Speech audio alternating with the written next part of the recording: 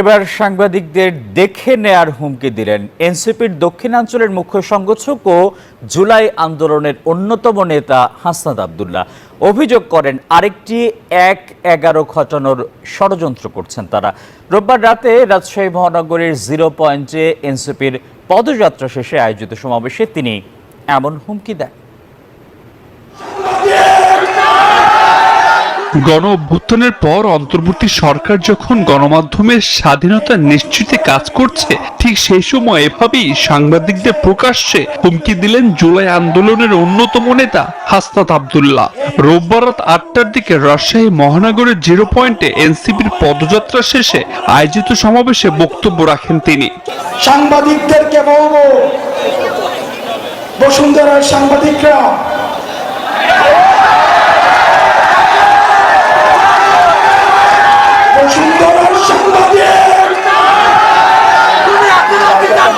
খুনি হাসিনার পক্ষে এই বসুন্ধরার মিডিয়া কি বৈধতা উৎপাদন করেছে আমরা ভুলে যাই না। হাসনাত আব্দুল্লাহ বলেন, সাংবাদিকরা আবারও নগ্নভাবে অপরাধের বৈধতা দিতে মাঠে নেমেছেন। তারা আরেকটি ১-১১ ঘটানোর ষড়যন্ত্র করছেন বলেও অভিযোগ করেন তিনি। এই বসুন্ধরা গ্রুপের সাংবাদিকরা আবার নগ্ন হয়ে অপরাধের বৈধতা উৎপাদনের জন্য আবার নেমে পড়েছে, আবার আরেকটা ১-১১ ঘটাতে তারা ষড়যন্ত্র করছে। তবে কালের কণ্ঠের ফেসবুকের এক পোস্টের নিচে মন্তব্যে হাসনাত আব্দুল্লাহ জানান, তিনি সাংবাদিকদের উদ্দেশ্যে কিছু বলেননি, বসুন্ধরা মিডিয়াকে হুমকি দিয়েছেন। সমাবেশে জাতীয় নাগরিক পার্টির কেন্দ্রীয় এবং স্থানীয় নেতারা উপস্থিত ছিলেন। ইতিমধ্যে বুঝতেই পারছেন আজকের খবরটি কতটা গুরুত্বপূর্ণ একটি খবর। বন্ধুরা চলুন ভিডিওতে আজকে আর বেশি কথা বাড়াবো না, সরাসরি আজকে আমরা চলে যাব মূল ভিডিওতে, আর সেখানে আজকে আমরা দেখব আজকের খবরের বিস্তারিত। হাসনাত আব্দুল্লাহ তার ডাকে সমাবেশ ঘটিয়ে তার যে দাবি আওয়ামী লীগের কার্যক্রম নিষিদ্ধকরণ, সেই দাবি রাজপথে আদায়ের পর আসলে হাসনাত না ওয়াকার দুজন একসঙ্গে পথ চলা অসম্ভব হয়ে পড়ে। কারণ হাসনাত আব্দুল্লাহর যে শঙ্কা আওয়ামী লীগ ঢুকে পড়তে পারে, তাদের হাত থেকে নিয়ন্ত্রণ অন্য কোনো পক্ষের হাতে চলে যেতে পারে, এই প্রতিটি শঙ্কার ক্ষেত্রে তাদের সবচেয়ে বড় অবিশ্বাস এবং সবচেয়ে বড় শঙ্কার জায়গা আমার মনে হয় আসলে আওয়ামী লীগ নয়, আসলে সেনাবাহিনী। বাংলাদেশের সেনাপ্রধান ওয়াকারুজ্জামান তিনি যে আওয়ামীপন্থী তাতে কোনো রাগঢাকের বিষয় নেই। শেখ হাসিনার আমলে তিনি নিয়োগ পান সেনাপ্রধান হিসেবে, এবং তখনই দেশি বিদেশি সংবাদ মাধ্যমে এ খবরও প্রকাশিত হয় যে শেখ হাসিনা, তৎকালীন প্রধানমন্ত্রী শেখ হাসিনার চাচাতো বোনের স্বামী এই জেনারেল ওয়াকারুজ্জামান, তার শ্বশুর সাবেক সেনাপ্রধান মুস্তাফিজুর রহমান শেখ হাসিনার চাচা। এই অবস্থায় শেখ হাসিনার প্রতি অত্যন্ত অনুগত থাকবেন ওয়াকারুজ্জামান, সেই প্রত্যাশার মধ্যেই ৫ই আগস্টের পর থেকে এ কথা পরিষ্কার হতে শুরু করে যে আসলে ৩রা আগস্টই তরুণ সেনা কর্মকর্তাদের বৈঠকে সিদ্ধান্ত হয়ে যায় যে সেনাবাহিনী আর সরকারের নির্দেশনা মোতাবেক আন্দোলন দমনে কোনো ভূমিকা রাখবে না। আর তারও পরে আমরা জানতে পারি সেই 18ই জুলাই জাতিসংঘের ভলকার টুর্কের পরামর্শে সেনাবাহিনী মাঠে থাকলেও একরকমের নিষ্ক্রিয় ভূমিকা পালন করে, যাতে জাতিসংঘ শান্তিরক্ষী বাহিনীতে তাদের যোগদানের ক্ষেত্রে কোনো বাধা সৃষ্টি না হয়। কারণ ভলকার টুর্ক সরাসরি বিবিসির হার্ড টকের সঙ্গে সাক্ষাৎকারে বলেন যে তারা সেনাবাহিনীকে জানিয়েছিলেন যে সরকারের নির্দেশনা মোতাবেক আন্দোলন দমনে কাজ করলে সেনাবাহিনী তারা আর জাতিসংঘ শান্তিরক্ষী মিশনে যোগ দিতে পারবে না, এবং সে প্রেক্ষিতেই বাংলাদেশের সরকার পরিবর্তন ঘটে যায়। জেনারেল ওয়াকারুজ্জামান সেনাবাহিনী নিয়ে শেখ হাসিনার পাশে থাকতে না পারলেও ৫ই আগস্টে শেখ হাসিনা সরকারের পতনের পর শেখ হাসিনাকে নিরাপদে ভারতে পাঠানোর ক্ষেত্রে গুরুত্বপূর্ণ ভূমিকা রাখেন। ভারতের সেনাপ্রধানের বরাত দিয়েই আমরা জানি যে বাংলাদেশের সেনাপ্রধান ভারতের সেনাপ্রধানের সঙ্গে যোগাযোগ করেন, এবং তারপর খুব অল্প সময়ের মধ্যে শেখ হাসিনাকে সামরিক বিমানে করে ভারত পাঠানোর ব্যবস্থা হয়ে যায়। এবং এই সব ঘটনা ঘটানোর মধ্যে ইন্টারনেট বন্ধ রেখে এবং শেখ হাসিনা যে দেশ থেকে চলে গেছেন সেই ঘোষণাটি সেনাপ্রধান তখনই দেন যখন শেখ হাসিনা এরই মধ্যে ভারতে গিয়ে নিরাপদে অবতরণ করেন। কিন্তু এরপর থেকেই সেনাপ্রধানের প্রতি আওয়ামী লীগ সমর্থকদের মধ্যে একটা প্রত্যাশা ছিল যে তিনি নতুন যে সরকার গঠিত হবে তাতে একটা গুরুত্বপূর্ণ ভূমিকা রাখবেন, অন্তত ১/১১ সরকারের মতো তিনি একটা মঈনুদ্দিন ফখরুদ্দিন সরকার স্টাইলে সরকার গঠন করবেন, যেটাকে খুব পরিষ্কারভাবে সেনা সমর্থিত সরকার হিসেবে দেখা যাবে এবং তার কার্যক্রম পরিচালনায় সেনাবাহিনীর একটা গুরুত্বপূর্ণ ভূমিকা থাকবে। কিন্তু আগস্ট থেকেই এটা পরিষ্কার হতে থাকে যে ৮ই আগস্ট পর্যন্ত রাজনৈতিক দলগুলোর সঙ্গে আলোচনা, ছাত্র নেতাদের সঙ্গে আলোচনার প্রেক্ষিতে ডক্টর ইউনূসকে প্রধান করে সেনাপ্রধান যদিও বা অন্তর্বর্তীকালীন সরকার গঠন করে দিলেন এবং সেনা সদর দফতরে বারবার নানা রকম আলোচনা হতে থাকলো, তবে তিনি ঠিক অন্তর্বর্তীকালীন সরকারের বস হয়ে মানে মইনুল আহমেদ হয়ে থাকলেন না। তিনি অন্তর্বর্তীকালীন সরকারের ওপর তেমন কোনো নিয়ন্ত্রণ বজায় রাখলেন না। বহু মাস নিষ্ক্রিয় নিশ্চুপ থাকার পর এর মধ্যে সারা দেশ জুড়ে মববাজি, পদ পদায়নে ছাত্র নেতাদের সরাসরি ভূমিকা বিশেষভাবে হাসনাত আব্দুল্লাহর নেতৃত্বে বাংলাদেশ জুড়ে রাষ্ট্রীয় সকল প্রতিষ্ঠানে মানে সকল সরকারি প্রতিষ্ঠানে তো বটেই, মানে সচিবালয় থেকে শুরু করে সরকারি সকল পদ পদায়নে তো বটেই, বিচার বিভাগ থেকে শুরু করে পুলিশ, স্থানীয় প্রশাসন, সব প্রশাসনের খোল নলচে পাল্টে ফেলে পদ পদায়ন করলেন ছাত্রনেতারা, বিশেষভাবে হাসনাত আব্দুল্লাহর নেতৃত্বে। কিন্তু সেনাবাহিনীকে তার কাঠামোয় অক্ষত রাখা ছাড়া সেনাপ্রধান আসলে সেনাবাহিনীর বাইরে, ক্যান্টনমেন্টের বাইরে কোনো তৎপরতায় তেমন তৎপরতা দেখালেন না। তিনি সহ তার সেনাবাহিনী যে কতটা নিষ্ক্রিয় নির্লিপ্ত সেটা ক্রমাগত সাধারণ মানুষের কাছে পরিষ্কার হতে থাকলো যখন তারা দেখতে থাকলেন যে সারা বাংলাদেশ জুড়ে ভাঙচুর, অগ্নিসংযোগ, মববাজি, তৌহিদি জনতার বিভিন্ন জায়গায় হামলা, জোর জবরদস্তি এসবই চলমান থাকলো, তবে সেনাবাহিনী কোনো ভূমিকা রাখলো না। ফেব্রুয়ারি মাসে ৩ দিন ধরে ৩২ নম্বরে বঙ্গবন্ধু শেখ মুজিবের বাড়ি ভাঙবার পর আওয়ামী লীগ সমর্থকদের মনে ব্যাপক হতাশা দেখা দিল যে শেখ হাসিনার নিয়োগপ্রাপ্ত সেনাপ্রধান এখনো সেনাপ্রধান পদে থাকার পরেও, এবং শুধু তো সেনাপ্রধান নয়, সেনাবাহিনীর শীর্ষ পদগুলোতে এখন পর্যন্ত আওয়ামী লীগ সমর্থিত, আওয়ামী লীগের নিয়োগকৃত কর্মকর্তারা থাকবার পরেও কি করে সারা বাংলাদেশ জুড়ে এই অন্তর্বর্তীকালীন সরকারের চোখের সামনে আসলে এই ছাত্র নেতারা এ ধরনের কর্মকাণ্ড চালিয়ে যেতে পারছেন। ফেব্রুয়ারি মাসের শেষ দিকে পিলখানা হত্যাকাণ্ড স্মরণে এক সভায় এসে, সেনা কর্মকর্তাদের এক সভায় এসে সংবাদ মাধ্যমের সামনে সেনাপ্রধান বললেন যে ডক্টর ইউনূসের সঙ্গে তার প্রায়ই কথা হয় এবং তাদের কথা হয় একটা free, fair and inclusive election নিয়ে, যেটা নাকি গত আগস্ট থেকে 18 মাসের মধ্যে অনুষ্ঠিত হতে হবে। অর্থাৎ তিনি একটা অবাধ, সুষ্ঠু, অন্তর্ভুক্তিমূলক নির্বাচনের কথা বললেন। সাথে সাথে এমন ইঙ্গিত পেলেন অনেকেই যে তিনি আসলে আওয়ামী লীগকে সহ নির্বাচনের কথা বলছেন। এই নিয়ে আর কোনো সন্দেহ থাকলো না যখন হাসনাত আব্দুল্লাহ মার্চের শেষে স্ট্যাটাস দিয়ে জানালো যে তাকে সহ দুজনকে ক্যান্টনমেন্টে ডেকে নিয়ে সেনাপ্রধান নিজেই রিফাইন্ড আওয়ামী লীগের প্রস্তাব দিয়েছেন।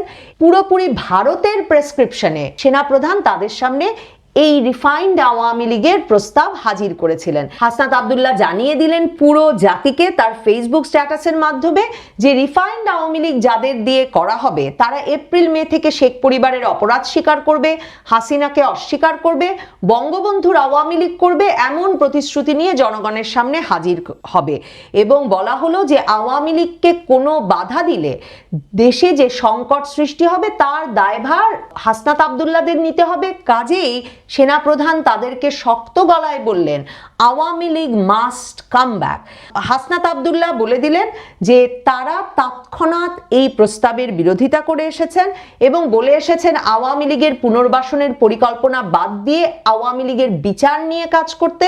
এবং এর উত্তরে সেনাপ্রধান তাদেরকে বরং ধমকে দিয়েছেন এবং রেগে গিয়ে বলেছেন you people know nothing, you lack wisdom and experience.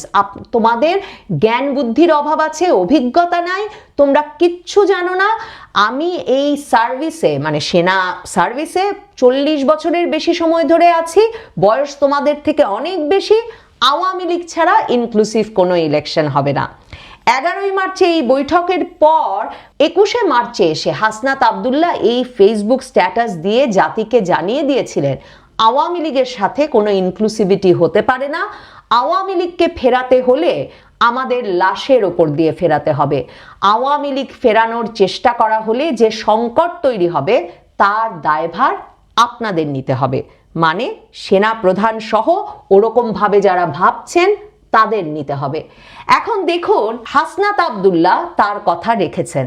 Hasnat Abdullah এমনকি তার দল এনসিপিকেও তার সঙ্গে মাঠে নামতে রাজি না করাতে পেরে একাই এনসিপির বৈঠক থেকে উঠে গিয়ে যমুনার সামনে গিয়ে দাঁড়িয়েছেন আওয়ামী লীগ কার্যক্রম নিষিদ্ধের দাবিতে মে মাসে এসে। এবং তারপর তার সঙ্গে এসে সেই জুলাই আগস্ট আন্দোলনে যারা সক্রিয় ভূমিকা রেখেছিল সেই ইসলামপন্থী রাজনৈতিক দলগুলোর নেতাকর্মীরা এসে যুক্ত হয়। জামায়াতে ইসলামী, ছাত্র শিবির, বাংলাদেশ ইসলামী আন্দোলন, হেফাজতে ইসলাম সহ খিলাফতে মজলিস সহ এই ঘরানার রাজনীতির সঙ্গে জড়িত ছাত্র এবং রাজনৈতিক কর্মীরা জড়ো হয় যমুনার সামনে এবং পরবর্তীতে শাহবাগে। এবং সরকার দুদিন না যেতেই আওয়ামী লীগের কার্যক্রম নিষিদ্ধ ঘোষণা করে। এখন এই অবস্থায় হাসনাত আব্দুল্লাহ যে কথা বলেছেন সে কথা তিনি রেখেছেন। এই অবস্থায় এখন কি সেনা প্রধান আসলে টিকতে পারা সম্ভব? হাসনাত আব্দুল্লাহ বরাবর বলেন আওয়ামী লীগ যদি আবার ফিরে আসে তাহলে আর এই মাটিতে তারা টিকে থাকতে পারবেন না, তাদের আসলে জীবন সংকট হবে, তাদেরকে মেরে ফেলা হবে। এই বিষয়ে তিনি কোনো রাগ ঢাক রাখেন না। এখন হাসনাত আব্দুল্লাহ কি ভাবছেন হঠাৎ একদিন পিল পিল করে আওয়ামী লীগের নেতা কর্মীরা সীমান্ত পেরিয়ে বা বিভিন্ন জায়গা থেকে হঠাৎ মাটি ফুঁড়ে বেরোবেন কিংবা সীমান্ত পেরিয়ে ঢুকে পড়বেন? আসলে হাসনাত আব্দুল্লাহ ভয় পান যে কোনো প্রাতিষ্ঠানিক কাঠামো পরিবর্তনের মাধ্যমে হঠাৎ করে আওয়ামী লীগকে পুনঃপ্রতিষ্ঠা করা হয় কিনা। শেখ হাসিনা যখন বারবার বলেন আমি ফিরে আসব, আমি ফিরে আসব, তখন কি শেখ হাসিনা বা শেখ হাসিনার সমর্থকরা মনে করেন যে তিনি হঠাৎ করে একটা সাধারণ বাণিজ্যিক বিমানে পাসপোর্ট ভিসা নিয়ে বাংলাদেশের মাটিতে অবতরণ করবেন? নাকি ঠিক যেভাবে দুই সেনাবাহিনীর মধ্যে একটা বোঝাপড়ার ফলে সামরিক বিমানে করে তিনি সীমান্ত পাড়ি দিয়েছেন, সেরকম একটা বোঝাপড়ার প্রেক্ষিতেই আবারও শেখ হাসিনা ফিরে আসতে পারবেন, সেই শঙ্কার কথা বলা হয়। দেখুন, আমরা অনেক সময় অনেক কথা মনে মনে ভাবি, উচ্চারণ করে বলি না। আমার মনে হয় সে কারণে আওয়ামী লীগ সমর্থকদের দিক থেকে যেমন সেনাপ্রধান ওয়াকারুজ্জামান সত্যিকার অর্থেই বাংলাদেশের অন্তর্বর্তীকালীন সরকারের ওপরে একটা খবরদারির ভূমিকায় থাকবেন, নিয়ন্ত্রকের ভূমিকায় থাকবেন, ১-১১-র মতো সেনাপ্রধান মঈনুদ্দিন হয়ে উঠবেন সেনাপ্রধান ওয়াকার, সেই প্রত্যাশা যেমন আছে, ঠিক তেমনি আমার মনে হয় সেই কারণে আওয়ামী লীগ সমর্থকদের দিক থেকে যেমন একটা প্রত্যাশা আছে যে সেনাপ্রধান ওয়াকারুজ্জামান এই অন্তর্বর্তীকালীন সরকারের ওপর তার নিয়ন্ত্রণ প্রতিষ্ঠা করবেন, তার আওয়ামী লীগ সরকারের প্রতি ঘনিষ্ঠতা, সমর্থন এবং তার আনুগত্যের পরিচয় দেবেন। এমনকি সেটা আসলে জরুরি অবস্থা জারি বা সামরিক আইন জারির মাধ্যমেও হতে পারে। ঠিক তেমনি হাসনাত আব্দুল্লাহদের শঙ্কার জায়গাটিও সেটি, কারণ বাংলাদেশে আর সকল প্রতিষ্ঠানের খোল নলচে যখন তারা পাল্টে ফেলেছেন, তখন আসলে একটি মাত্র শক্তি শক্তিশালী সামর্থ্যবান প্রতিষ্ঠান, এটির ভেতরে আসলে এখনো তারা ঢুকতে পারেননি এবং কোনো রকম ওলট পালট বা রদবদল ঘটাতে পারেননি। গত দুদিন ধরে আবারও সারা বাংলাদেশে রাতে রাতেই এমন খবর ছড়িয়ে পড়ছে যে ক্যান্টনমেন্টের ভেতর জোর জোর মিটিং হচ্ছে, ক্যান্টনমেন্ট যমুনা এর মধ্যে নানা রকম আলাপ আলোচনা চলছে, ক্যান্টনমেন্ট বঙ্গভবনে নানা রকম সমীকরণ চলছে। এই সব আলাপের সূত্রে আসলে নানা মানুষজন নানা রকম ফেসবুক স্ট্যাটাস দিচ্ছেন রাতভর। কুর সম্ভাবনা, কুর আশাবাদের কথা যেমন অনেকে বলছেন, 1-11 হয়ে যাবে তেমন কথাও অনেকে বলছেন। আবার এই সেনাপ্রধান যদি সত্যিকার অর্থেই রাষ্ট্রের দায়িত্ব, দেশের দায়িত্ব নিতে চাইতেন, তাহলে 9 মাস ধরে আইন শৃঙ্খলা পরিস্থিতির এতটা অবনতি হতে দিতে পারতেন না। কারণ সেনা শাসনের মধ্যে কিংবা সেনা সমর্থিত সরকারের মধ্যে সাধারণত আইন শৃঙ্খলা পরিস্থিতি নিয়ন্ত্রণের মধ্যে থাকে। তবে এই ব্যাপারে এখন বোধহয় আর কোনো পক্ষেরই সন্দেহ নেই যে হাসনাত আব্দুল্লাহ তার ডাকে সমাবেশ ঘটিয়ে তার যে দাবি আওয়ামী লীগের কার্যক্রম নিষিদ্ধকরণ, সেই দাবি রাজপথে আদায়ের পর আসলে হাসনাত না ওয়াকার দুজন একসঙ্গে পথ চলা অসম্ভব হয়ে পড়ে। কারণ হাসনাত আব্দুল্লাহর যে শঙ্কা আওয়ামী লীগ ঢুকে পড়তে পারে, তাদের হাত থেকে নিয়ন্ত্রণ অন্য কোনো পক্ষের হাতে চলে যেতে পারে, এই প্রতিটি শঙ্কার ক্ষেত্রে তাদের সবচেয়ে বড় অবিশ্বাস এবং সবচেয়ে বড় শঙ্কার জায়গা আমার মনে হয় আসলে আওয়ামী লীগ নয়, আসলে সেনাবাহিনী। এবং সর্বশেষ যেসব খবর বেরিয়ে আসছে সেনানিবাস থেকে, তাতে জানা যাচ্ছে 9 মাস ধরেই যে কারণে জেনারেল ওয়াকারুজ্জামান একটা স্থিতির মধ্যে সেনাবাহিনীকে রাখতে পেরেছেন, বাইরের এত অস্থিতিশীলতা আর দোলাচল সত্ত্বেও, তার একটা বড় কারণ শীর্ষ কর্মকর্তারা প্রায় সকলেই শেখ হাসিনার নিয়োগকৃত এবং তারা সকলেই জেনারেল ওয়াকারুজ্জামানের অনুগত।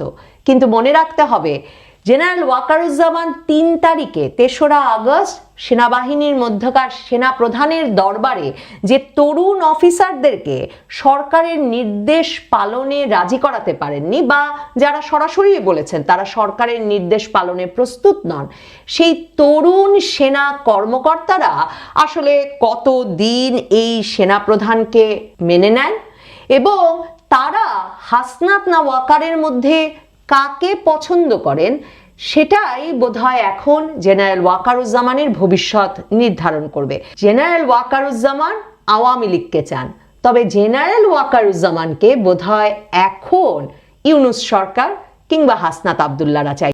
ধন্যবাদ প্রিয় দর্শকবৃন্দু, আমাদের ফুল ভিডিওটি দেখার জন্য আপনাকে জানাই অসংখ্য অসংখ্য ধন্যবাদ। তো বন্ধুরা, আজকের এই নিউজটি দেখে আপনাদের কি মতামত অবশ্যই কমেন্ট বক্সে কমেন্ট করতে ভুলবেন না। আর হ্যাঁ, এমন নিত্য নতুন আপডেট খবর সবার আগে পেতে চাইলে এখনই আমাদের এই পিচ্চি সাকিব ইউটিউব চ্যানেলটি সাবস্ক্রাইব করুন। ধন্যবাদ।